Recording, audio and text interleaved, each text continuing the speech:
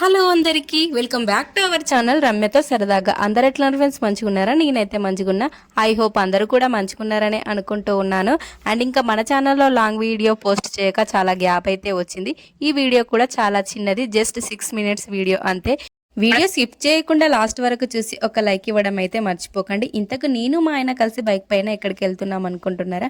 మా చెల్లి పిల్లలు కాల్ చేసి పెద్దమ్మ మేము వస్తామని చాలా ఏడుస్తున్నారు. సో ఇంకా పెద్ద పాప ఏమో నేను పెద్దమ్మ వాళ్ళ ఇంటికి పోయి ఎంజాయ్ చేసి వస్తా అంటుందట.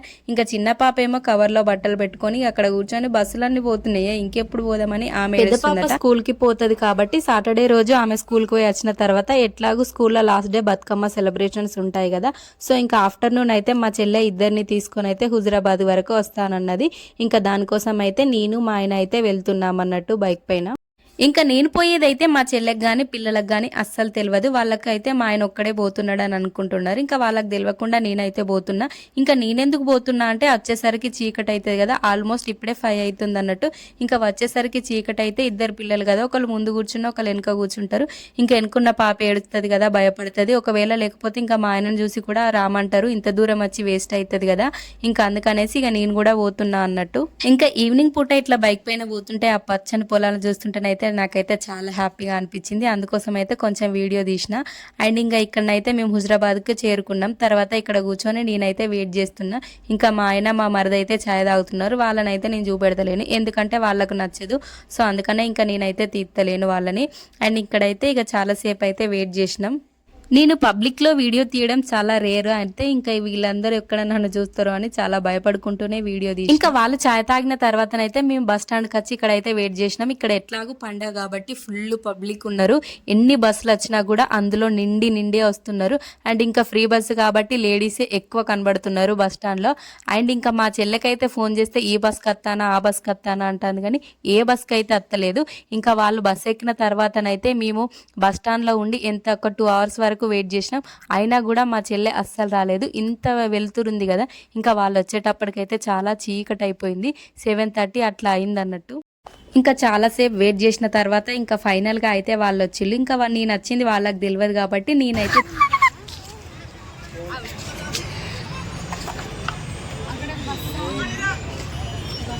చిన్నారి రావా రావా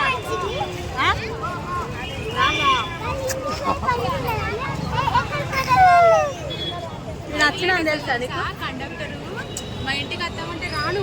కండక్టర్ మా డాడీ కనబడుతుంది అడుగుతాను. పెద్దోడా రైలు ఆగిన కాడ మీ డాడీ నాకు ఇట్లా వెళ్తుందని నావంటాను. బస్ అందరు పెట్టు అని పేరు ఇంటారు అడుగుతాను.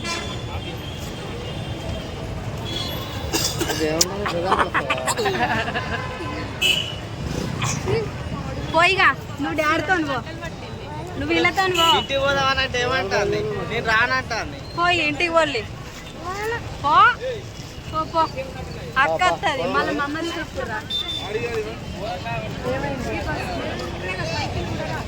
అప్పుడు ఒకటి ఫాస్ట్గా వస్తుందంటే ఇవే అది అక్కడ ఆడెక్కిందా ఇదేది పెద్దది చూడు మమ్మీ. హాయ్ ఫ్రెండ్స్, చీకటి అయింది పోద్దాం మేము. హాయ్ చెప్పు హాయ్ చెప్పు పెద్దడా, నువ్వు చెప్పు పెద్దడా హాయ్ చెప్పు.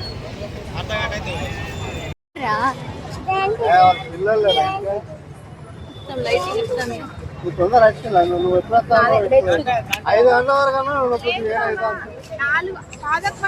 పెద్దోడా. ఇంకా ఫైనల్ గా పిల్లల్ని తీసుకొని అయితే మేమైతే ఇంటికి వస్తాను. మా చెల్లె మా మరిదిని కూడా మా ఇంటికి రమ్మన్నాం, ఎందుకంటే వాళ్ళది భూపాలపల్లి కాబట్టి బైక్ పైన పోవాలి. నైట్ టైంలో లారీలు అయితే ఎక్కువ నడతాయి, ఎందుకుతే నైట్ టైము రిస్క్ ఇటే రమ్మంటే మేము రామక్క అని మా చెల్లె అన్నది. ఎందుకంటే మా మరిది పొద్దున అస్సలు లేవాడు.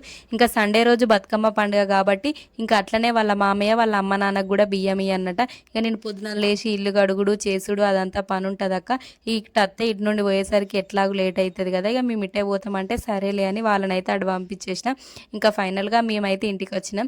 ఈ ఇంటికి వచ్చిన తర్వాత నలుగురు పిల్లలు ఒకరినొకరు మంచిగా దగ్గరికి తీసుకొని ముద్దులు పెట్టుకొని ఇక లాస్ట్కి అయితే ఆడుకుంటున్నారు. ఇంకా వాళ్ళ కోసం అయితే ఒక కేక్ తీసుకొచ్చిన. మనిషికి ఒక కేక్ పీస్ ఎందుకని ఒకటే మొత్తం హాఫ్ కేజీ కేక్ తీసుకొచ్చి కట్ చేసి ఇస్తే అందరు తిన్నారు. ఇక మంచిగానైతే ఇక్కడ ముచ్చట్లు పెట్టుకుంటాను అన్నట్టు. ఇక నలుగురికి అయితే ఒకటే భయం అవుతుంది నాకు. నలుగురు ఒకటేసారి ఫోన్ కావాలంటే ఎవరికి ఇవ్వాలి అని అదొక్కటే భయం. ఇక ఎవరికి ఇయ్య ఫోను మంచిగా ఆడుకోమందాం అనేసి అయితే నేను అనుకుంటున్నా. ఇక మా చిన్నోనికి ఎట్లాగూ స్కూల్ ఉంది, ఎందుకంటే వానికి 25 వరకు ఎగ్జామ్స్ అయితే ఉన్నాయి అన్నట్టు SA1. అందుకని ఇంకా వాడు స్కూల్కి పోతాడు. ఈ ముగ్గురితోనే ఉన్న టెన్షన్ అంతా.